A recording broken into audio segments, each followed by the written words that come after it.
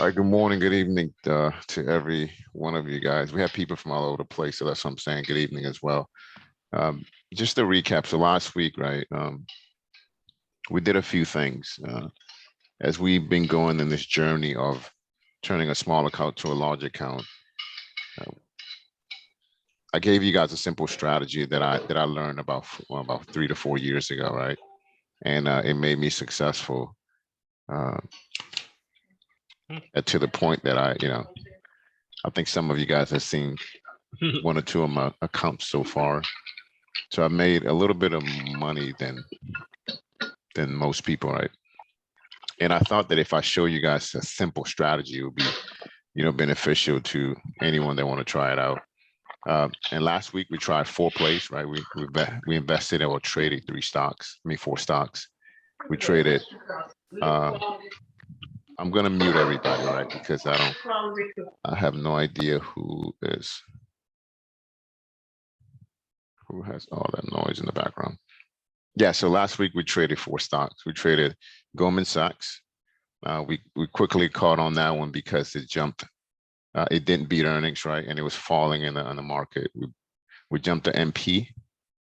And the beauty of MP is that we used the strategy that I taught you guys on the previous Monday on when to enter a position, why we enter a position, and what exactly was the criteria for us to jump in that particular position, right? And then we jump into 2 of the futures, right? We jumped into QQQ, which is the ETF for NASDAQ.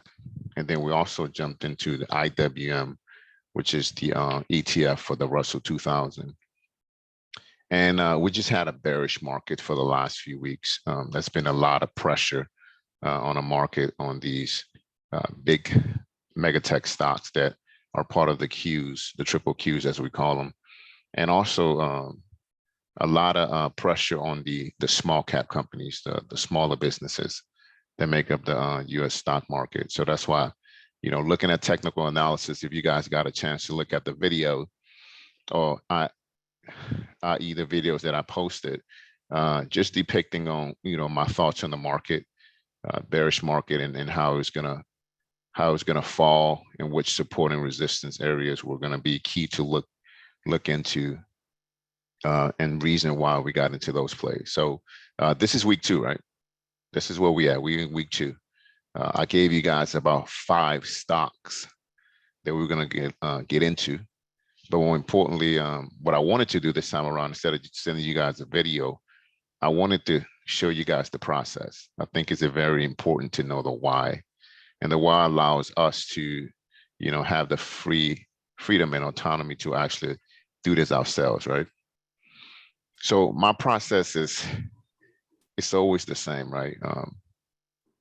I always start with looking at the operational environment. As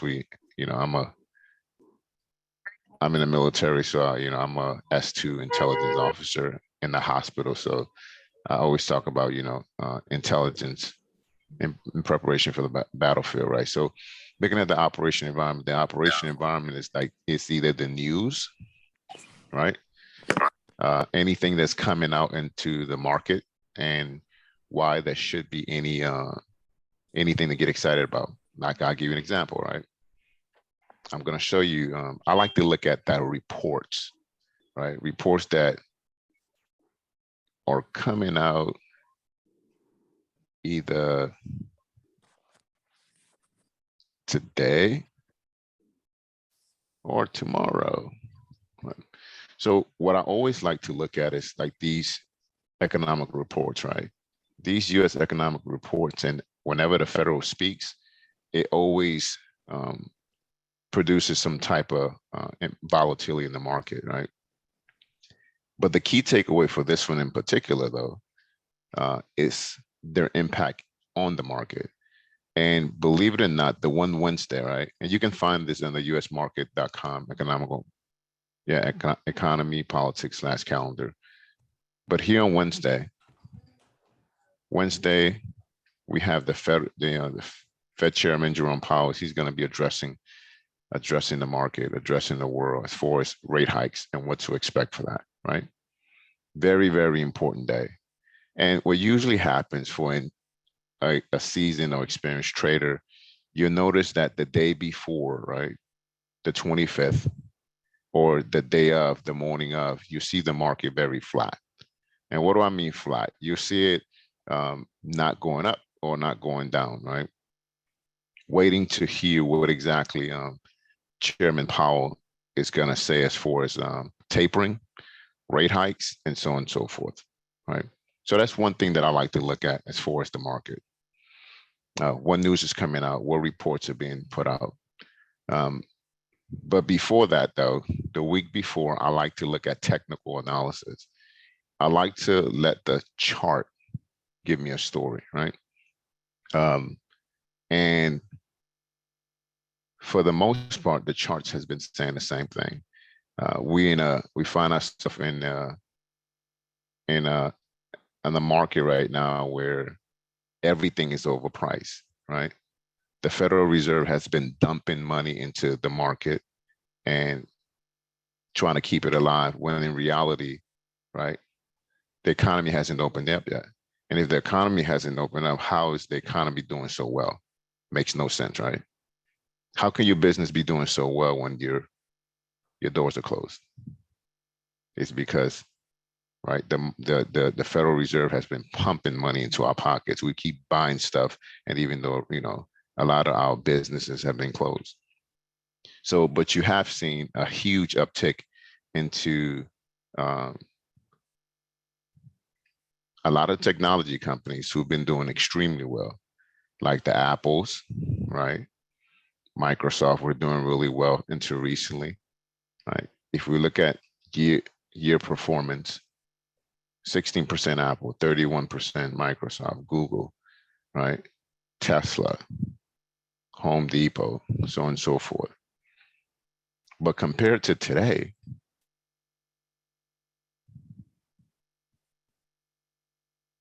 let's look at that. Compared to the last few weeks,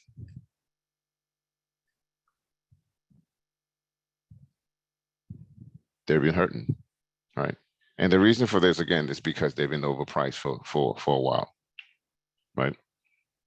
So that's why about 2 weeks ago, when I did a video, I said that the market was overinflated and most likely the market was going to pull back. I myself, right, I bought puts on the entire market. You know, I bought puts for like $500, right? I bought $500 on these right here. Let's see.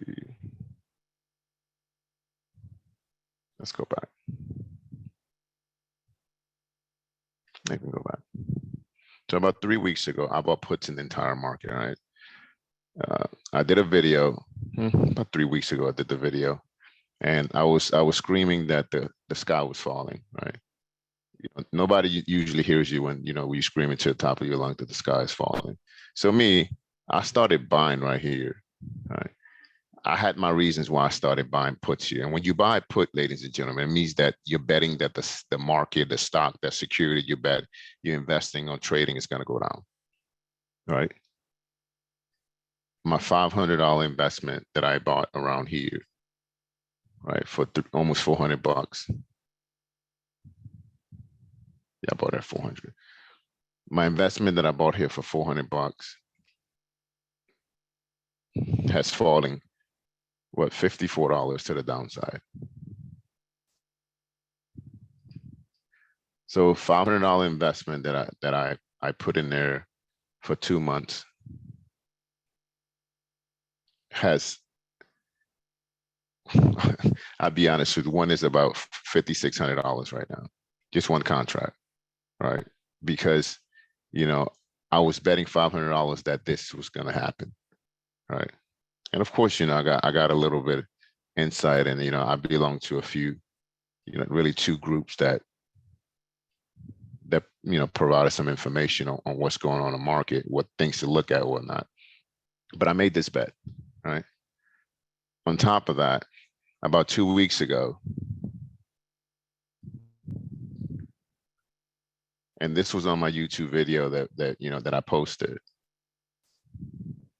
2 weeks ago, I said that this the IWM, the Russell 2000, was going to hit here by February, early March. It went early, right? It came way early. And again, I started buying around here, right? And I thought it was going to hit 200 in Feb, but now it's at 194, right? And I've sold, I sold like 80% of it. I'm going to sell the remaining 20%, maybe this week or next week, right? So that's why those YouTube videos are important. That's the whole reason behind that. It's free chicken. So even if you're not trading live, right, you can still practice using, right, on demand on Thinkorswim or other platforms. It's about educating yourself now and preparing yourself now. Because what happens is that right now we see ourselves in a declining market, right? There's 4 phases of the market. You know, we've been saying that, I've been saying that for a while, 4 phases in the market. And what people believe is that most people who, let's look at this. Most people who don't have much experience trading or even investing, they would tell you this: buy the dip, buy the dip. You guys are familiar with that though, right? Buy the dip, buy the dip. Anyone? Yes, I am. Yes. Yeah. I've heard Everybody that always say, before, too. yeah, have you heard it before? Buy the dip. Yeah, you hear always, it's the old phrase, buy low, sell high. Yeah. Yes. Yep. Yeah, they say buy low, sell high, but what I'm saying is buy the dip. Yeah. The dip is a little bit different. Buy the dip means, yes, it's the same thing. Buy low, sell high, right? But when I've you heard find that yourself, It evens you out, right? I've heard that means that things are on sale. yeah, Like, whenever that's a good things, way to look at it. yeah, exactly. When things on sale, right? If we look at SPY, for example, right? This is the ETF that tracks the S&P 500, right? So this, for example, would be buy the dip would be, hey, buy right here, right? Because it's gonna go up, right? Buy right here because it's gonna go up, right? It's eventually gonna go up, right? But what happens when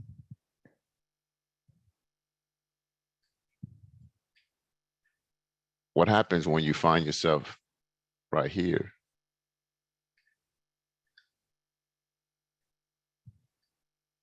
What happened when you find yourself right here? What are you buying there? What dip are you buying?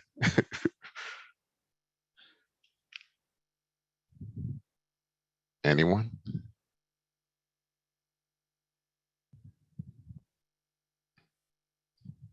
You buying the bottom of the you buying at the bottom of the barrel, pretty much. How do you know, how do you determine the bottom?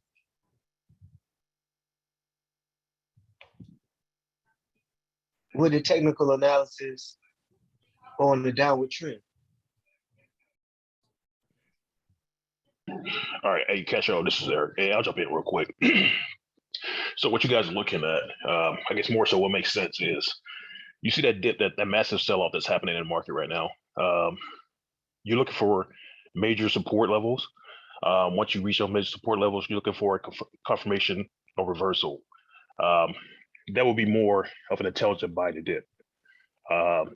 Just buying the dip because the market's selling off and a pronounced downward trend is probably not in your best interest unless you just like losing money. So the term buying the dip is maybe if you hear something comes out from Federal Reserve that says, hey, something, inflation hikes are happening, but we don't know when. So the market reacts really quickly, but then it reverses and continues on in its upward trend where it's been in. So that's all I got about it. Yeah, that's exactly right. Definitely a great perspective, right? I think what most people truly don't understand is that you have 4 phases of the market. I've been saying that 4 phases in the market, right? So one phase of the market is when you have consolidation, and I really wanted to show you guys this chart here that I'm looking for so it can actually make sense to you, right? So stocks just don't go up, right? What goes up must come down. We know that. That's gravity. That's literally like the law of nature, right? But what you must know is that in every phase of the market, you have to know what to employ in order for you to be successful. Here, for example, whenever you're seeing such sell-off here, right? This red candle here is sellers, people selling, right? There's strategies that you employ here, right? There's strategies when you employ here when you're a trader, and there's also strategies that you employ here when you're an investor, right? Some people have heard of hedging, right? Who has heard of hedging? Definitely. I have. Yeah. So what is hedging, Gene? It is doing it. It's betting against the reverse of like it. Okay, so like let's say you betting that let's say the market going down. That's you're betting on the market going down when it's in the upper trend, but you know it's going to go down. That's pretty much how I look at it. It's like you're betting against the market. Yeah, that's exactly what it is. You're betting against the market, right? One of my trading, every time I have a trading plan, the thing that I always do, I like to buy. Yeah, I always like to buy different strategies, right? Employ different strategies whenever I'm buying. If I'm thinking that a stock market or a stock is going to go up, but I'm also always hedging on my security, especially when you're looking into the market, when you're looking at the Russell 2000, the Dow Jones, the S&P 500, and also the NASDAQ, right? With the current environment that we're right now, even if a stock goes up, right? You can fairly bet that we're going to find ourselves in the opposite, right? Opposite side of the coin where this, what the security may come down because there's a lot of pressure from the market. Make sense? So that's why a lot of traders and also a lot of investment brokers actually hedge, because sometimes things are overinflated, right? Some of us may not know what a skew is, but skew is basically monitors the oversaturation of money in the market, right? And whenever the skew is over 135, maybe above your heads, if it's over 135, a lot of bad things happen, right? So I have a tendency to hedge when the skew is 135, right? Whenever the market actually fell in March, February and March timeframe, the skew was over 135. So a lot of things that you may not understand and may not know, but what I'm trying to say, what I'm trying to convey is that every market, right? Every stock goes through a phase, and through every phase, you have to use a different strategy in order for you to be successful when it comes to trading, right? And I always tell the guys, you cannot be married to a trade, right? You have to use a planning tool, and you have to have a game plan going into it. That's what has made us successful last week, right? We got into a trade, we made 25, 30, 40%, 45, 60%, and we got out of the trade, right? That's what the traders do. Traders' job is to be successful and to be profitable and to mitigate risk. If you're hoping that a stock is going to go up, or you're hoping the stock is going to go down, and you don't put a stop loss on your security, then what you're doing is not trading, you're just gambling. Makes sense? Got it. What takes me into this tool here. If it ever wants to come.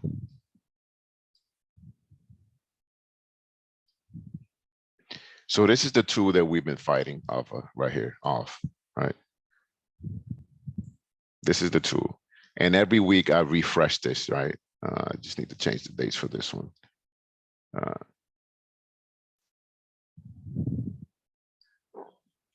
Last week, we made $1,100, $1,200 roughly, all right? This week, last week we traded this one in particular for the guys that were in, And we also bought some Qs, right? But for this week, these were the plays that I put out there for you guys to take a look at. The QQQ, right?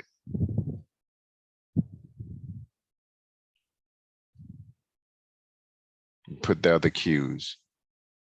I also put there SPY. All right. What was another one that I put in the group? Do you guys remember? GS and MP. No, that was the ones that we traded last week. On You talking about this- Messenger This week or Yeah. last week? Gotcha. this week This on the week, Messenger group. this week you put the put out on I was just Alice.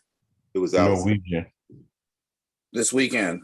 The Yeah, puts play Norwegian. cruise line. Yep, Norwegian. Mhm. Allison Allison Engine Company. Yes, Allison. Yep, we got Awesome. into that one. Which raises a question, Castro, actually, since you put out the play on the cruise lines. Do you do anything different if you actually own the stock? What do you mean? Meaning, you remember when you were recommending, this is many months ago, actually buying the cruise lines when we thought we might have had a window in the virus. And I bought just one share just to park it and to see where it was going to go based upon the statistics you presented at the time. But now we're at a point where you're recommending a play. Do you plan your strategy differently if you actually just straight up own, one or more shares of the stock that you're playing?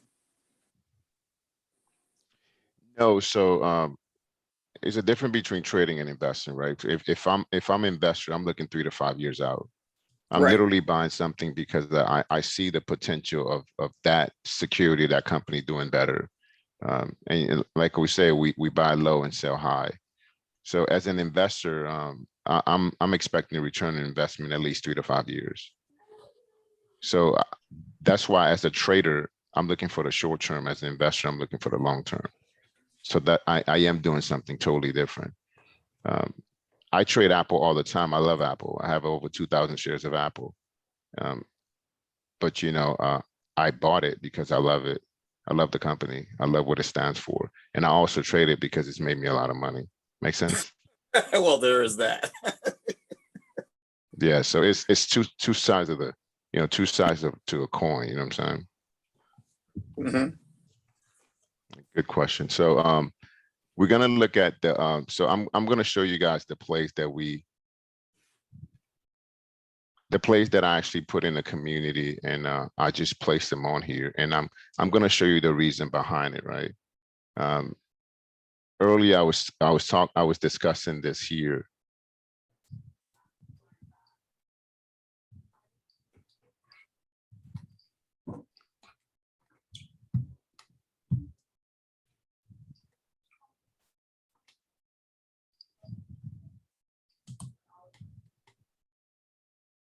So earlier I was discussing this here and the importance of knowing this here, right?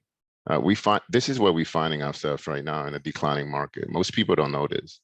Most people trade, most people make money trading, but they know, they know little to why things are happening, right? They just make money and they're like, oh, okay, I'm making money. But when you find yourself or you find a stock accumulating, right? There's different things that you do in order for you to make money there, right? And most likely after something accumulates, what happens? It advances, it goes higher, and then it distributes, and then it falls. This pretty much is the life cycle of a security in essence. And where we're finding ourselves here, right? But within these areas here, the stock may go up, right? You can buy calls and it goes up, and then it goes down, then it goes up. You understand what I'm saying? But for the most part, though, as an aggregate, right, whenever a stock or market is actually declining, right, buying here and let it sit for a month or two, like I bought here, right, and I just let it sit for like almost a month and a half now, almost a month now. $500 has turned into I'll show you my account and turn into like, you know, a few $1,000 because understanding this and understanding things that are indicators that this is about to happen. Make sense? So that's what we try to focus on whenever we're trading, right? And as an investors too, yeah, you can do one or two things, right? I made a mistake and this was stupid of me. I sold a lot of my stock a few weeks ago, right? About 70% of my portfolio. But now, you know, it's tax season. I gotta pay all that stuff back, right? So that was dumb, right? You never wanna you never wanna sell too much in a declining market unless you have, you know, the money to pay for the taxes, because when you sell something, right, now you got to pay taxes around the same certain time frame, right? So the gist here, right, as a trader and investor, you have to understand this. This is a life cycle that you have to understand. And what strategies do we employ here? Like when I see this here, I apply iron condors. When I see this, right, I hate to say this, but any idiot can buy low and sell high, right? But can you invest here? Can you make money here? Can you make $1 million here, right? I made most of my money here, right? I was novice, but can you make money here? And right now I'm making most of my money here, right? So I digress. So we're gonna look into the stocks that we actually gonna trade and the reasons why we're gonna trade them, right? So the planning tool, again, is what we fight off, right? Has everybody seen the YS planning tool? No, yes. If you haven't, I'll make sure that I share it with you. I email it to you so you can have it. It is not the standard, right? It's just a tool that you can actually turn into your own. If you don't like it, that's fine. But again, it's free chicken, right? Zoom. Type your email in the chat, and we'll make sure you have it if you're not in the community. I need it as well, but brother's driving right now. So Okay. okay. I'll make sure you have it. No worries. Appreciate you. So I mean, you got to make sure your mic's mute. That message, and I'm gonna mute everybody's mute. No worries. Did the builder? I mean, is the problem the builder? Let me. Then I'll call it back before 10. Let me mute everybody. So one stock we looked at was NCLH. All right. Oh, I put the ticker wrong. NCLH.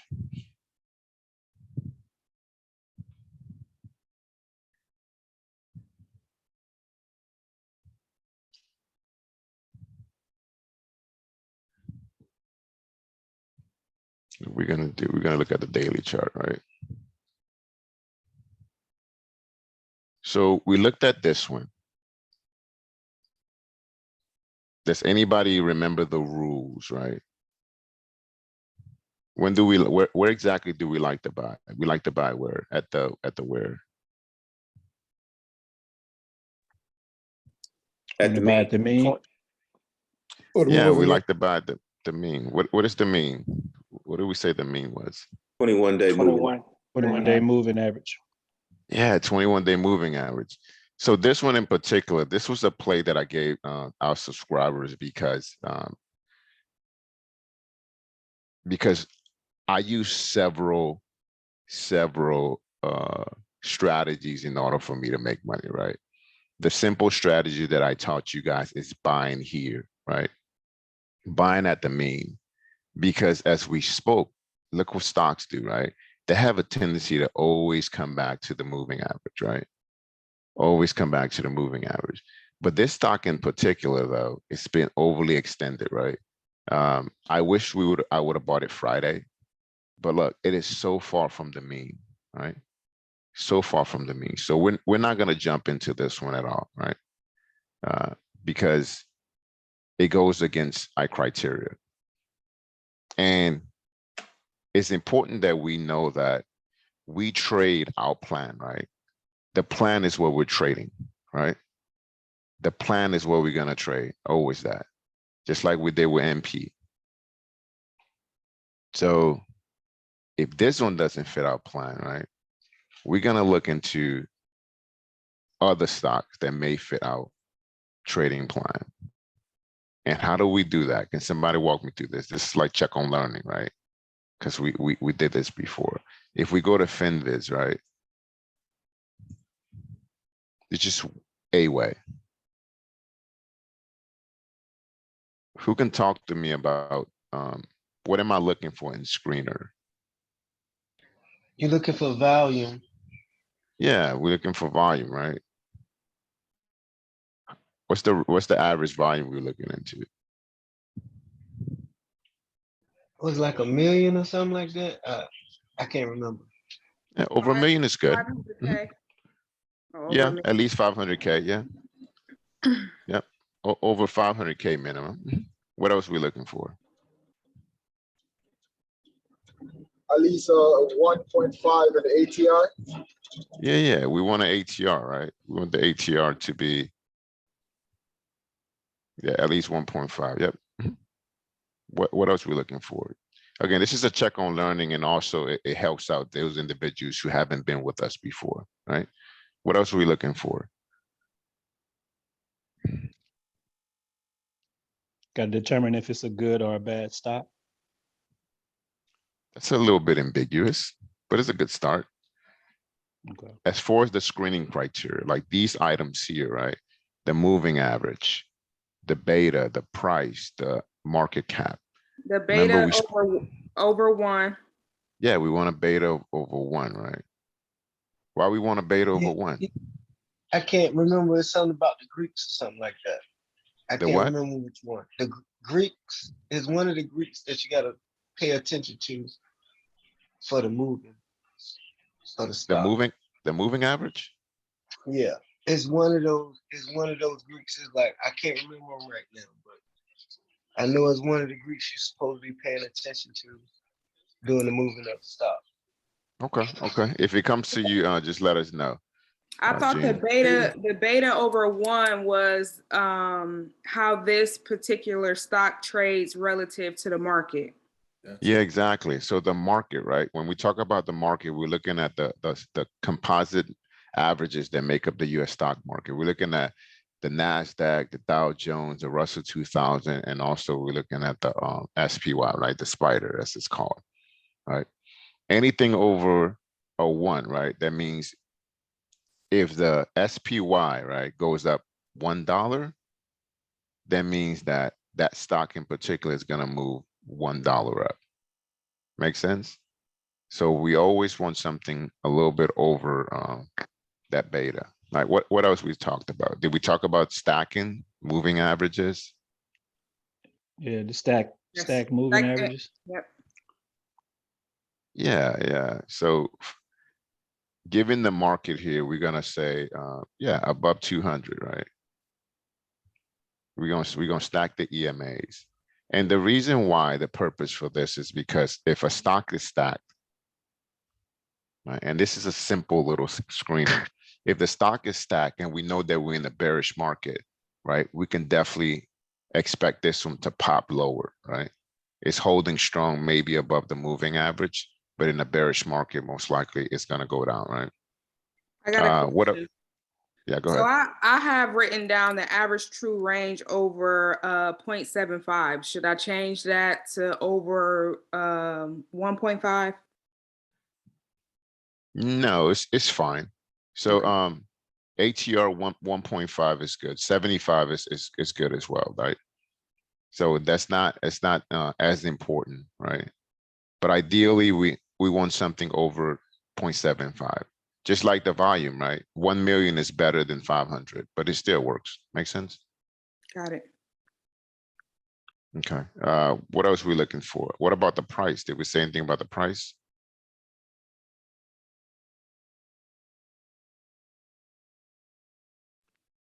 Price below 50. Yeah, let's look at the ones below 50, right? There's only one. Oof. Okay, let's not do that because we don't just want to deal with one of them, right? Good. So I think we're at a good place because look, we have about 14 candidates, right? So I think we're in a good place. What do you guys think? Yes, no? Yes, it's a Okay. good place. Yeah. Yes, it's good. So let me ask you this, ladies and gentlemen. We understand that the market is bearish right now, right? We know that, right? We talked about that. And so in this market, when we know that things that people are just selling, right? What strategy should we employ in such a market? What you mean, like puts? Yeah, yeah, like puts. What strategies should we be using for this market?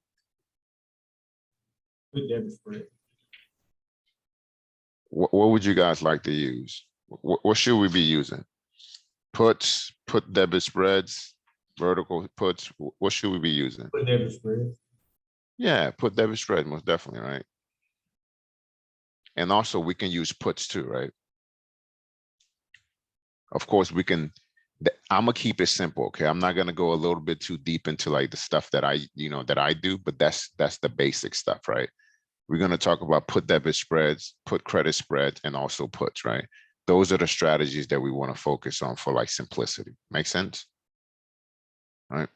So I know I didn't go into the market, right? I didn't go into explaining my market outlook. So I'm gonna do that right now so you guys can see what I think the market is gonna do, right? And you guys already know this. You guys know what I like to use as my indications. I've been doing this for like several months now. So whenever I'm looking at the market, right? And the market again being QQQ, right? The Dow Jones, the Russell 2000, and also the S&P 500. What I like to use, I like to look at support and resistance lines. And you notice that, right? The first thing I like to look at, what do you guys think is the first thing I like to look at? And I mentioned this the first time that we actually met.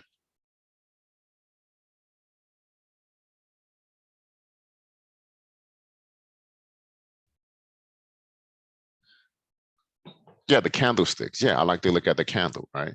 That's the first thing I like to look at. Look at this candle right here, right? What candle is this here?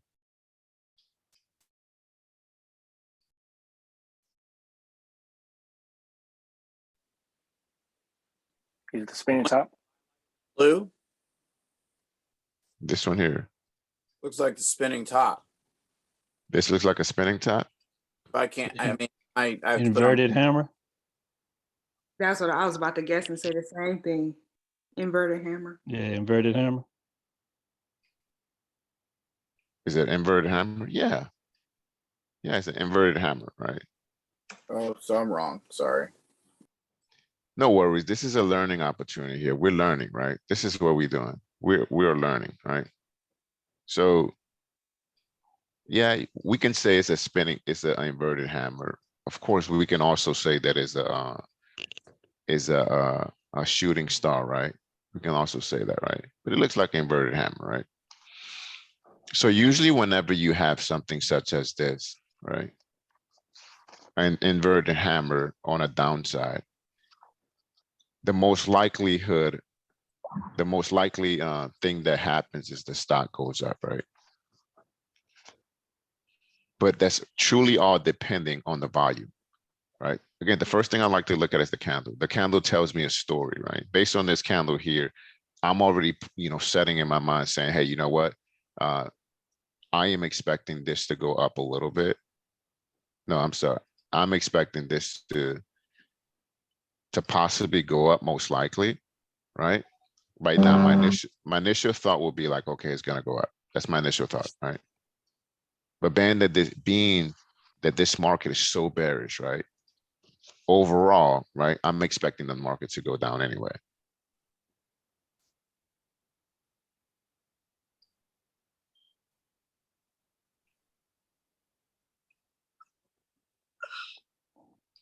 Right. So yeah, so that's the inverted hammer, right? But ladies and gentlemen, what I like to focus on is the volume. When you have massive volume such as this one here, right? when you have massive volume, and this here is Friday, right? This is Friday, right? When you see such a massive transaction here and it's mostly bearish, clearly my inclination is that the stock is going to go lower. Make sense? So on Friday, if I would have done this Friday, I would have said the stock is going to go lower, right? If this becomes this is right now, right? This is currently right now as today on Monday. If this forms an inverted hammer, I am anticipating the market to do this. I am anticipating this stock to go a little bit higher, right? Roughly right here. And then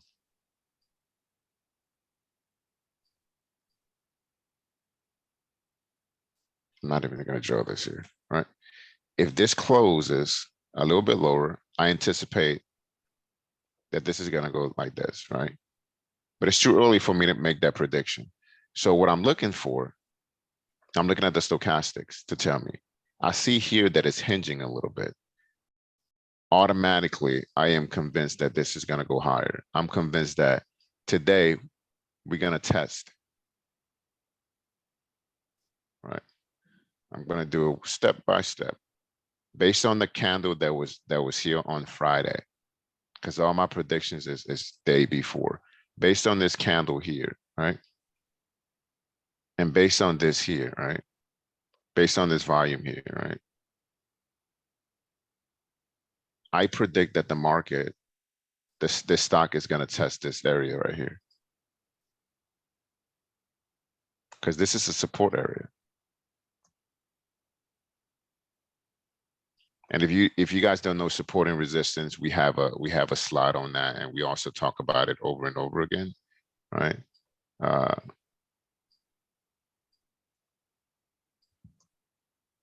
Here. So I'm saying at $340, right? 340 to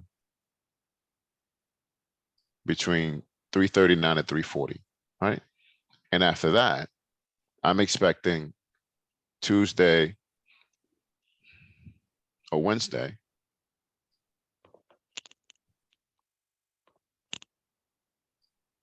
and Wednesday, depending on what Jerome Powell says, the market to rally, testing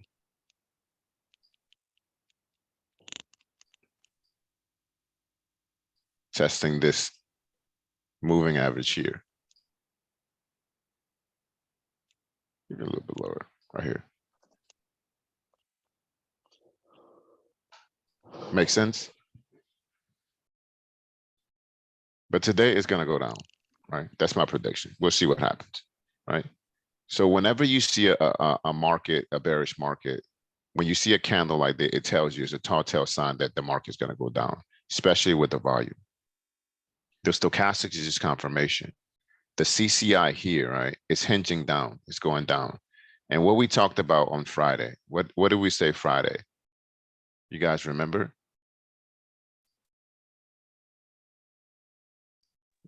What did we say about this on Friday? About the CCI? Yes.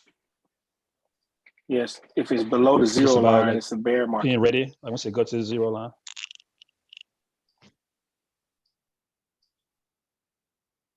Yeah, exactly. Anything above the 0, right? What we've seen here thus far has been this going up for the most part, right?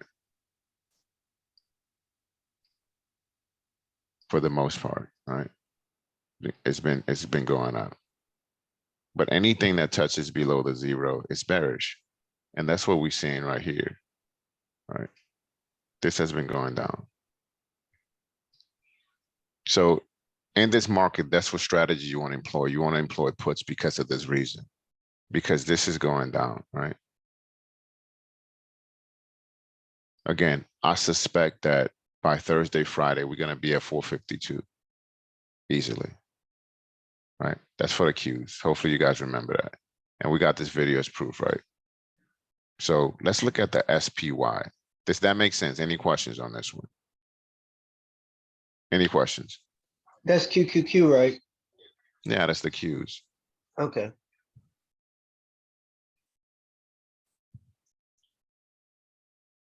So SPY is a little bit stronger. It's been a little bit stronger than the rest of the market.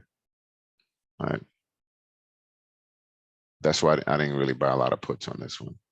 But for this one in particular, and we're looking at the weekly chart, right? Again, the first thing that I like to look at whenever I'm looking at the market is this. What candle did it form on Friday? Right? If I hover here, you can tell the date right here. This is January 21st. On January 21st, it formed a bearish, right, Harami. And it crossed the mean. Look at that. What did we say? What do we buy when a stock or security crosses the mean?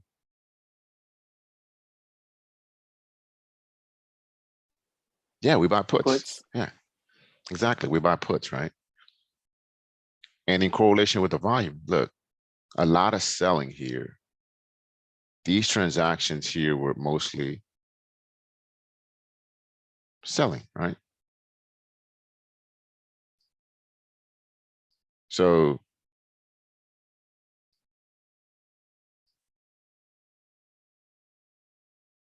easily,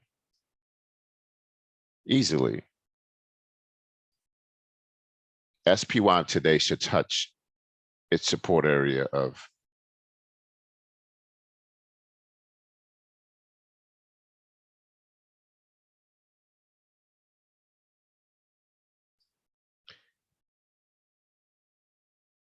easily touch right here. 227, and that's the weekly chart. And the next day or two, right? It should easily touch 227, right? Because as you can see, it had support right here, support right here. This is support, right?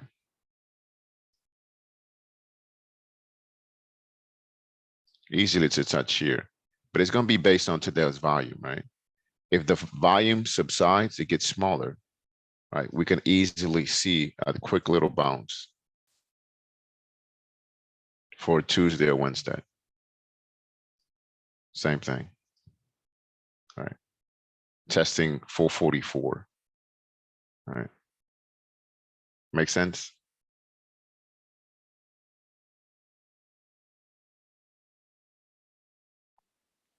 Yes, it makes sense. Tracking.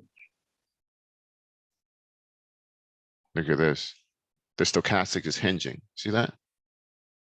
It's not free falling anymore. It's hinging right here, right? And of course, this is a lagging indicator, right? So when it hinges like that, it tells you that, hey, this will be most likely will be pivoting in the next day or two, right? And again, it's truly depending on the volume that it creates today, right? So in this environment, SPY puts will be the ideal play. Does this make sense?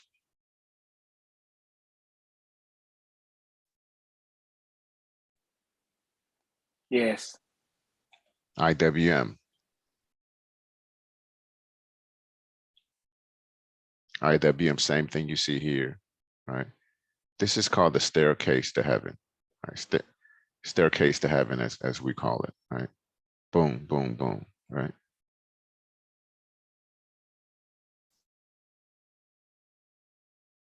Has support at, oh, right here. On a weekly, I would say right here, right? 190. Today or tomorrow, it should test 190.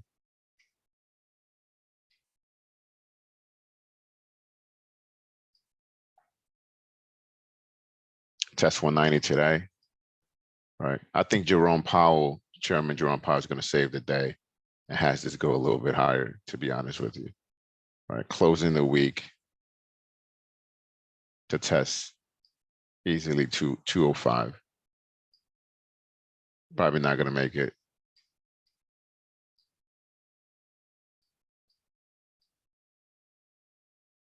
No. I'm going to go a little bit lower because we still find ourselves in a down market. Testing 201 by the end of the week. right? Today, we're gonna see it test 190 roughly, will be my prediction. And by the end of the week, we should try to see 201, right?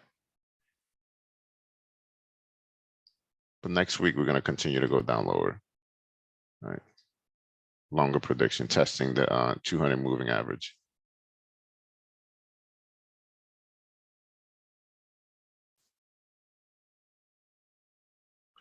So the last one is the diamonds. And you notice that we're looking at the weekly chart, right? The weekly chart really gives you a more a macro look on what to expect for the week versus the individuals, right? You see the same pattern here in volume, increased transactions. You see the hinging again in the stochastics, right? No change, right? This one being one of the weaker of the three, right? We should easily see 132 tested in the next day or two, right? Again, all these predictions of 24 to 48 hours. For about 2 days, I see it testing $332.81, right? Boom.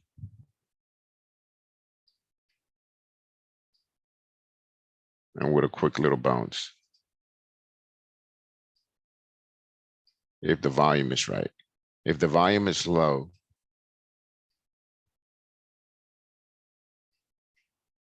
we should easily see a quick little bounce and try to test 347. Make sense? Yes, no? Understanding this operation environment lets us know that, hey, today, whatever plays that we do today, puts will be it, right?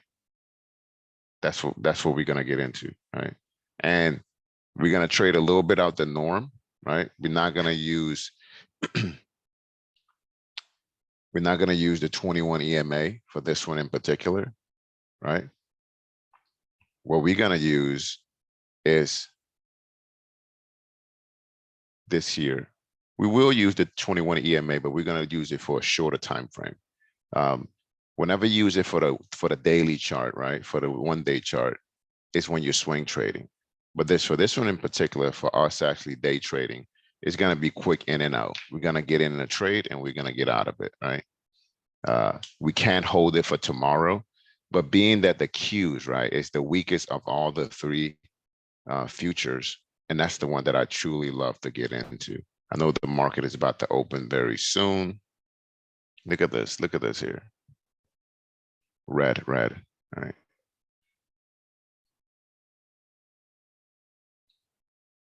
So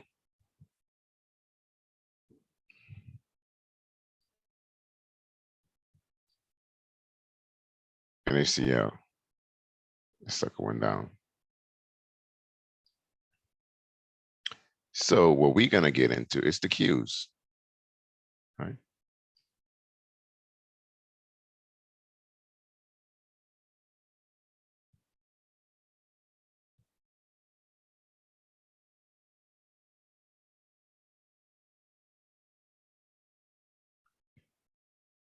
I don't like this chart. Don't like this, don't like that, too much stuff.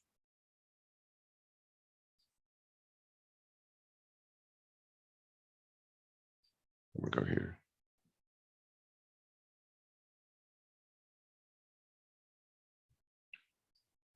You know what? This one is more affordable though.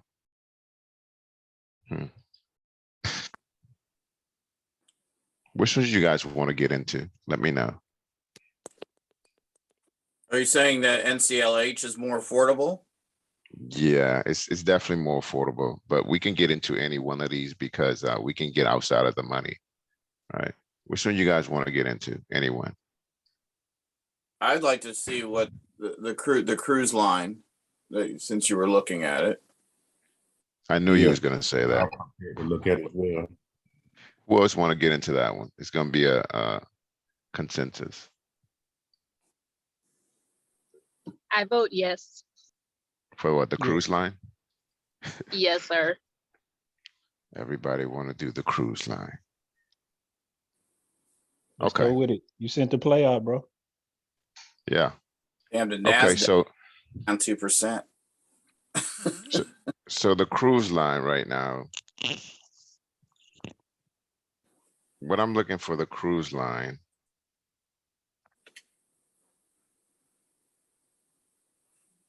Let's look at this chart right quick.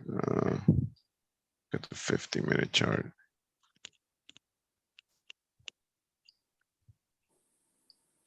So this is what we're gonna do for the cruise line, right?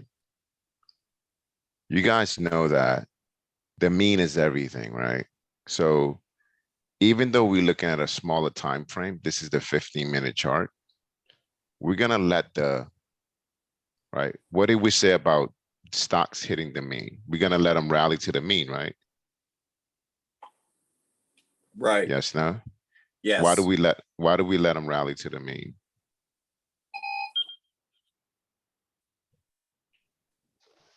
That's almost like your baseline to determine and watch and see, how it's going to turn. Yeah, exactly. Because if we know that a stock is bearish, right? We know that it's bearish because look, it's trading below the mean. It's trading below the mean. You guys see that, right?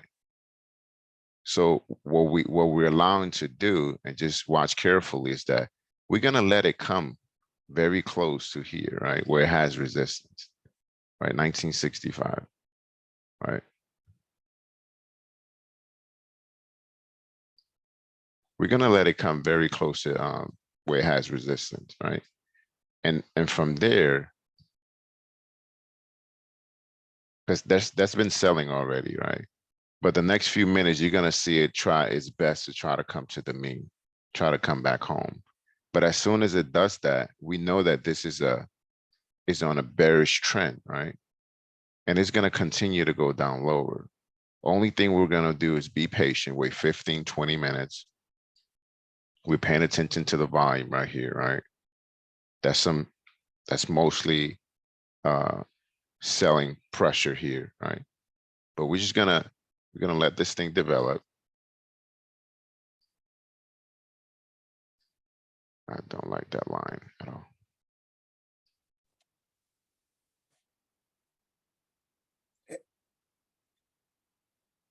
Has your target entry point changed given how the market is open today? I'm doing my targets right now. Oh, okay. Yeah, my target is to buy around 1954 to 1966, right? My target is to purchase between this area here.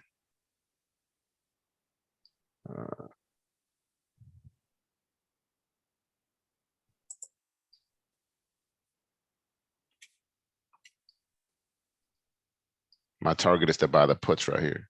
That's my target. See, you see? I see where you're pointing. Yeah, my target is to buy here when it hits close to the mean and let it dump. Make sense? And you're buying on the market, or are you buying on the limit? I always buy the limit. I don't buy market. I never buy market. Market doesn't give you much control. Yeah, I don't buy market. So I think you guys know that about me.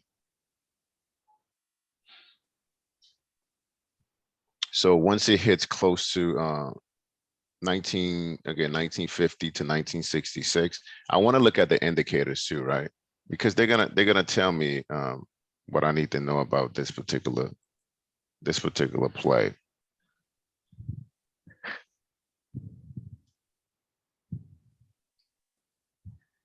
Yeah, I want to buy B2 here. Let's look at the 30-minute chart. That's a 15-minute chart, right? It's 15 minutes, right?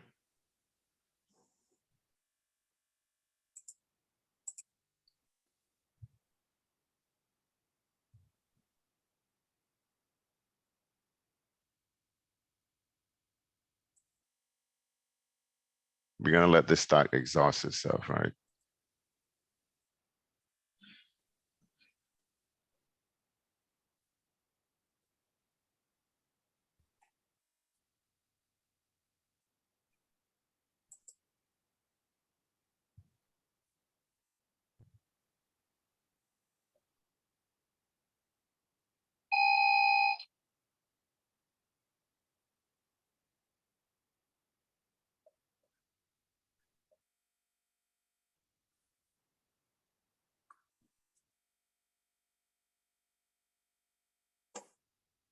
This is still buying a put, right?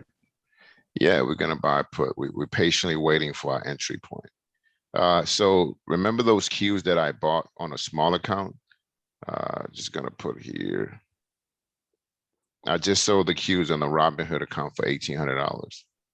Right, I just made on a Robinhood account. Yeah, so we're just gonna let this thing exhaust itself, right? So we're gonna wait, right? Patience is key whenever we buy these, right? We know that it's bearish. We're gonna let it go as close as, if it surpasses that once the 1964, right? We're gonna try for here, right? And we're gonna look at the indications, right? Everything that we're doing right now is calculated. So ideally we want to buy right here, but if it surpasses there, right, we're gonna look at 2003 as the next entry point.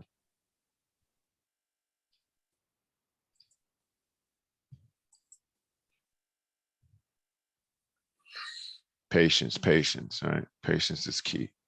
So we're gonna let that sit. We're gonna let it marinate right quick. You were mentioning that you said when you did the Q puts, and that you made profit there. I just put it on the messenger group. Yes, I made $1,800 on it because I'm sorry. Go ahead.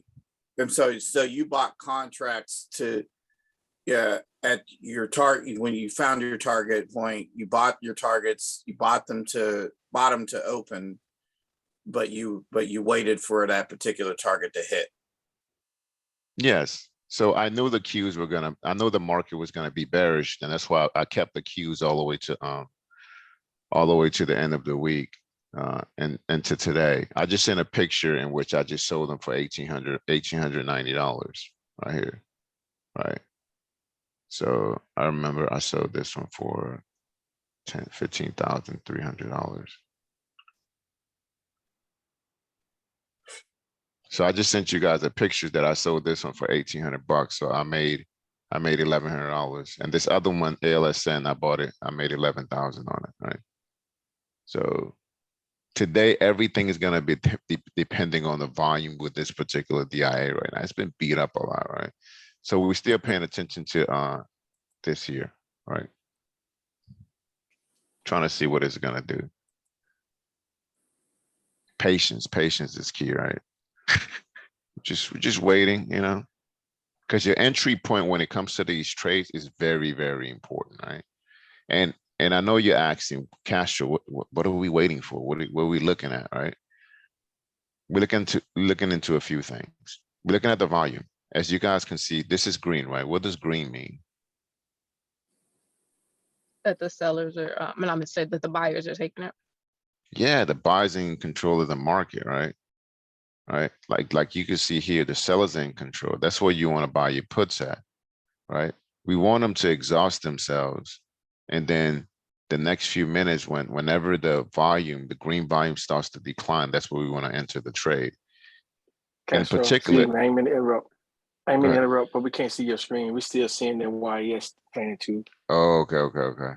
Thank you, appreciate that.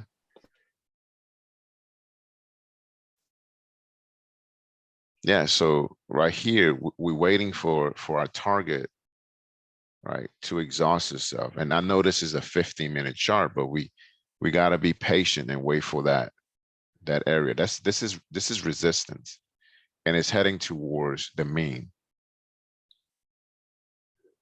So we're paying attention to, you know, all these different things, right? It's 1950.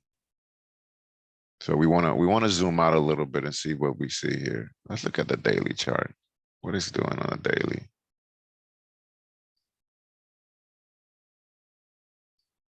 He wants to come up a little bit. I don't like this trade anymore because it looks like it wants to pump up. Yeah, I'm starting not to like this trade.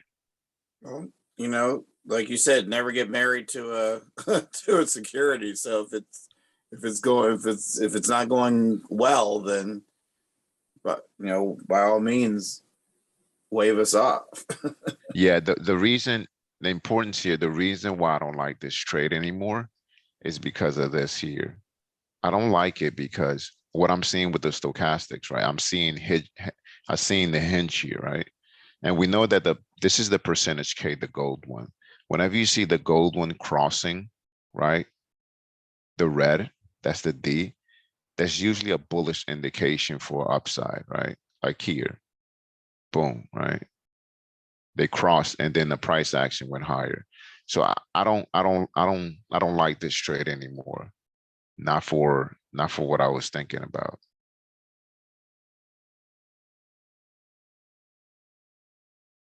Let's see here. Yeah, I'm not liking this trade no more. Nope.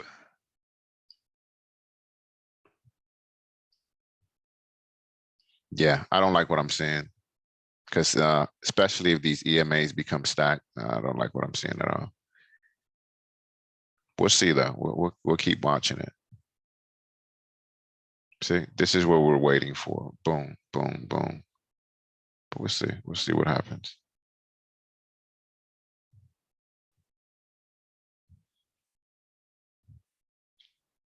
I'm gonna be looking for something different too, because I don't like that trade at all whatsoever. The whole market is red. Snap is down.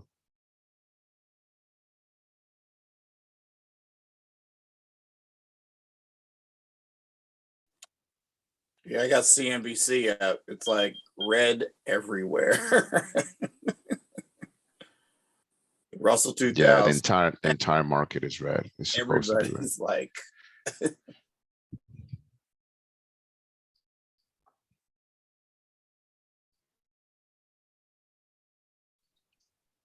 What do you think about TJX?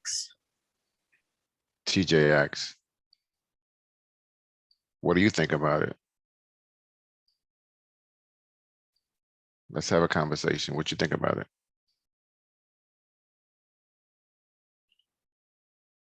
Liz? Well, it has a fairly good trend. It's one of the only green ones I have on my chart. Let's see here.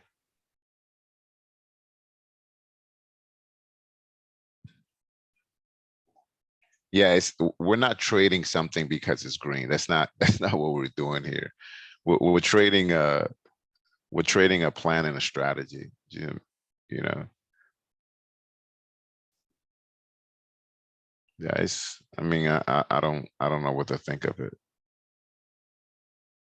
What do you think about it? Like, you just because it's green, that's what you like about it? What else do you like about it?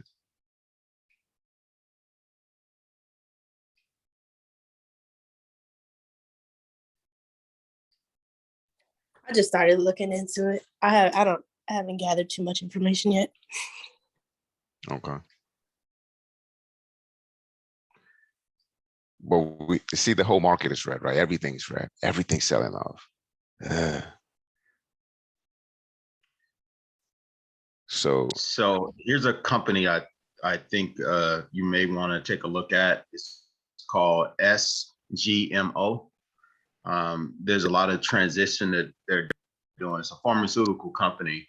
I've been trying to pay attention to them, and I think, you know, maybe if you pull on the chart, we might see something.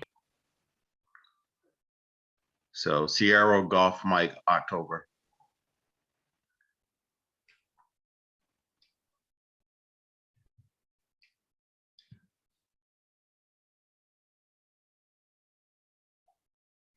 I think I traded this company a while ago. This Sierra one? Golf. Golf Sierra Mike. Golf. Yeah. Sierra Golf Mike. Huh? Sierra No. Golf Mike. October. Oscar? Yep. I've been out too long. Let's see.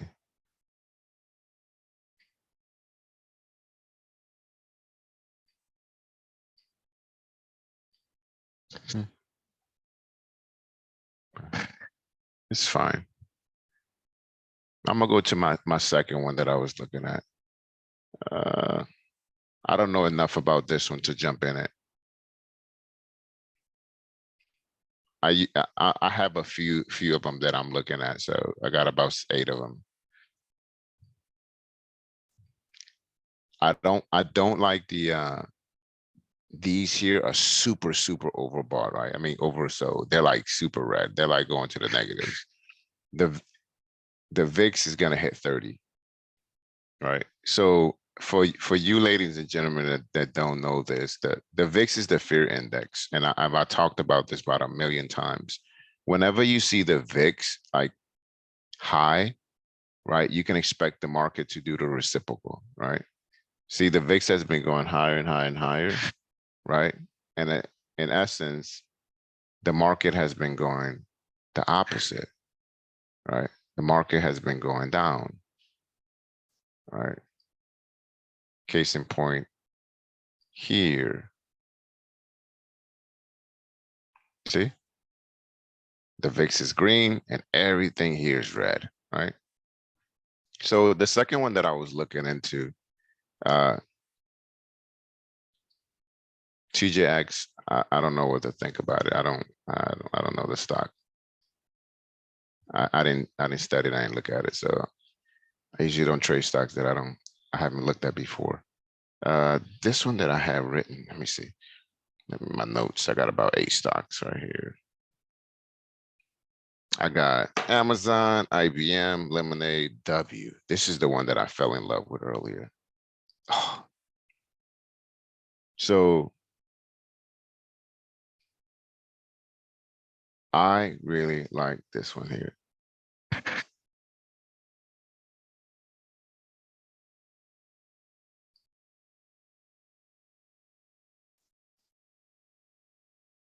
A few things that I like about it. One, I like the short interest, short float, right? 22.7%. That means a lot of people are selling it, right? For the most part. I like the fact that it broke the 200 moving average, right? On a weekly chart. And also broke that in the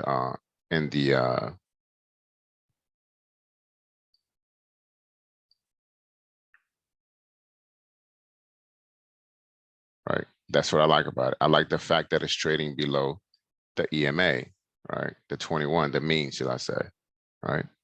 Those two alone was the reason why I wanted to buy some puts on this one here, right? That's one that I researched, right?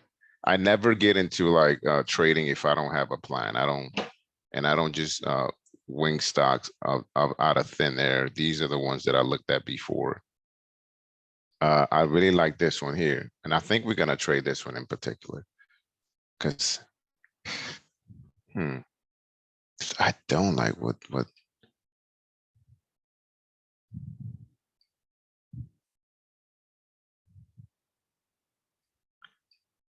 I'm suspecting that here we're gonna see like a hammer or a pin bar, right? That closing today, and this is gonna go higher in the next 24 to 48 hours, which I don't like, right? So most likely we won't be trading Norwegian Cruise Line, but Lemonade is one that I like. So that's the one that we're gonna get into. Very affordable, right? It has, okay, so this is another strategy I like to look at. Well, not another criteria, right? I like Lemonade because of the short float. That means 33% of the float, right? The float is how many shares that we can trade as investors. Is very, 32% of it, about 13 million of this stock is being shorted. That means the stock is gonna go down. So we're gonna get into this one in particular, right? I like the fact that here, huge volume for selling, conviction, right? The market is bearish, so we're gonna get into this one, Lemonade, right? So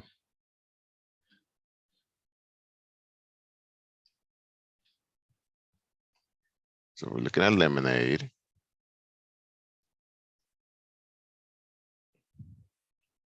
Right, Lemonade. We like the bearish trend on it. And we're gonna buy. Who can tell me was a good one to buy for Lemonade? Anybody can help me out? Please. Anybody? I'm just sitting here trying to go along.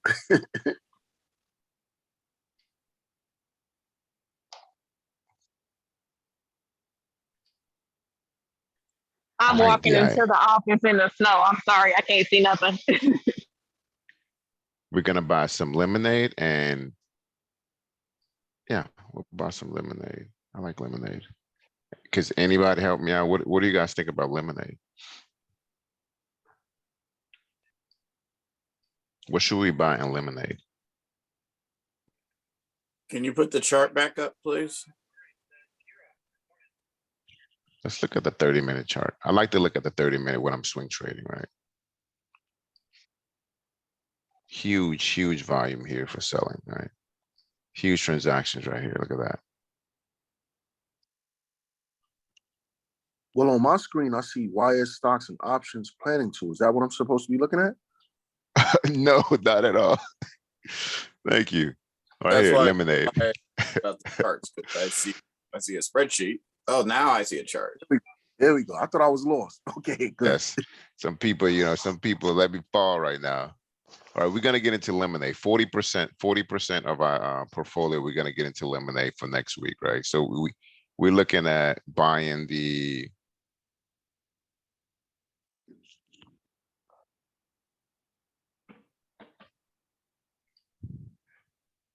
I wanted to retrace back down. Super overbought. I wanted to buy right here.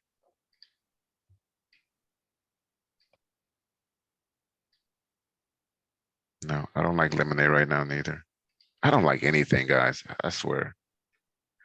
Yeah. Yeah, we're not gonna trade today. It's not gonna happen. Yeah, I'm not liking what I'm seeing right now. I don't like it. I don't like it. So we have days like this, right? We have days like this. I'm not feeling it today.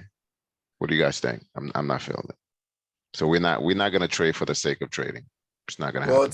It's no different than launching a rocket. If the winds change and the conditions change, you don't launch the rocket. Yeah, exactly. Eric, what is 3356? What's that?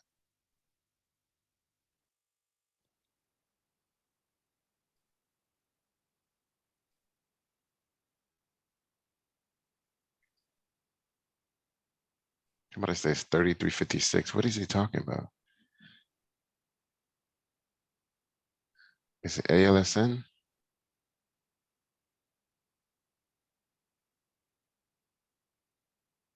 What is he talking? What is?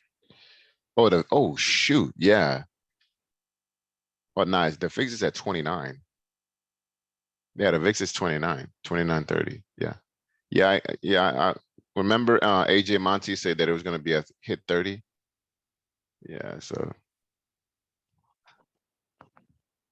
the thing about yeah, I like we're not gonna trade today, ladies and gentlemen. It's not worth it. What we're gonna do, we're gonna prepare for tomorrow or Wednesday. And the reason why we're not trading today, because one, it is super late to get into these here. Super late, right?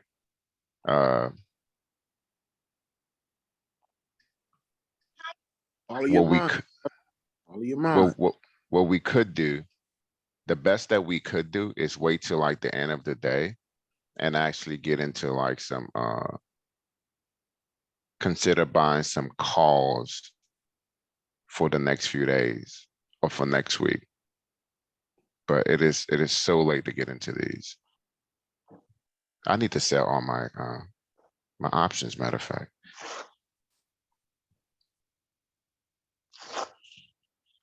Yeah, I don't. Ugh, this is horrible. Are you guys seeing what I'm saying? This is bad. Just by looking at lemonade. Yeah. Not if you got puts. Yeah.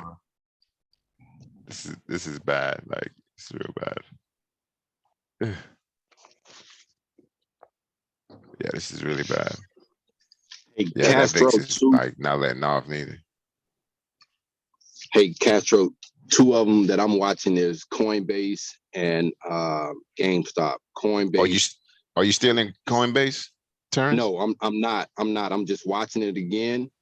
It seemed like it's want to move back up a little bit, but I'm just watching it.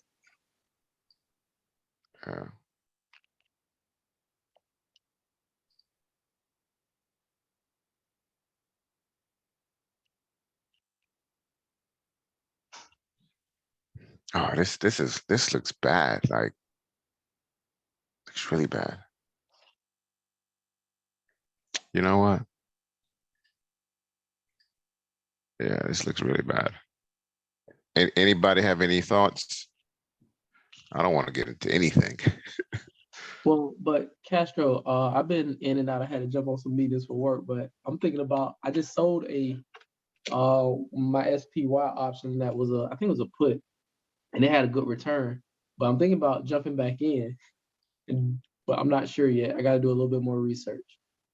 Yeah, so I like SPY, right? Especially because I like where it's sitting right now at a key support level. But the VIX though, the VIX is high, right? The VIX is currently right now at 29, right? But this is temporary. Like as the VIX get higher, like the highest the VIX has gotten is about 31, right? So yeah, we're gonna see a little bit more downside, but you know what's gonna happen like in the next few days? Jerome Powell is gonna come down. He's gonna tell people, oh, everything's gonna be okay, and then the market's gonna rally and the VIX is gonna go down.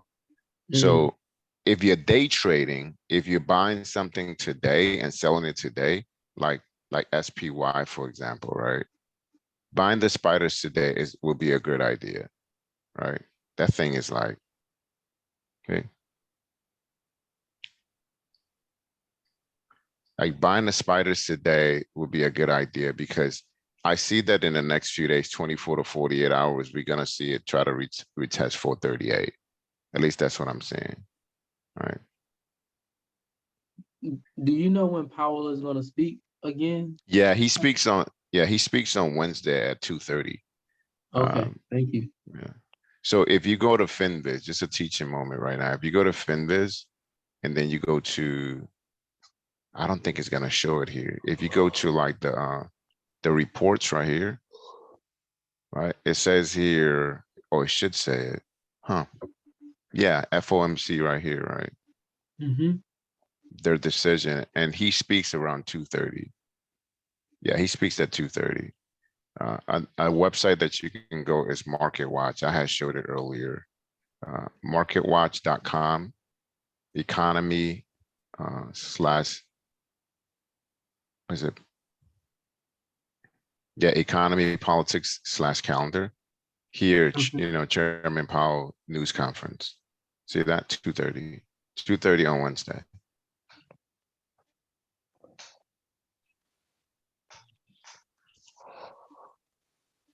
So the lesson to take today is this, right?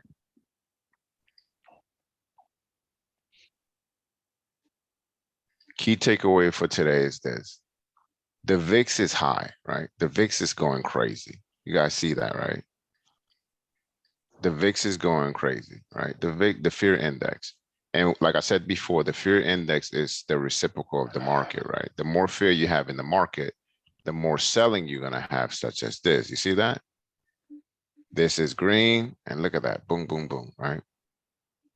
I'm gonna get into the Russell 2000. That's the one I'm gonna get into because I have it on my chart here. I have it all the way for, so I'm gonna buy this one, ladies and gentlemen, because I know this one is gonna go lower. I'm already in it. I prefer not to get in it, but this is a really good trade that I've been, I'm gonna buy the this is probably more expensive now. I had the 175 put here, right? So I'm gonna buy the 175 IWM.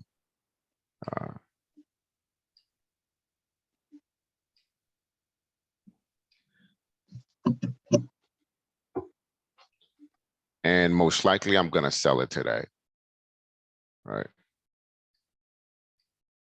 No, I don't like this trade neither. This thing is,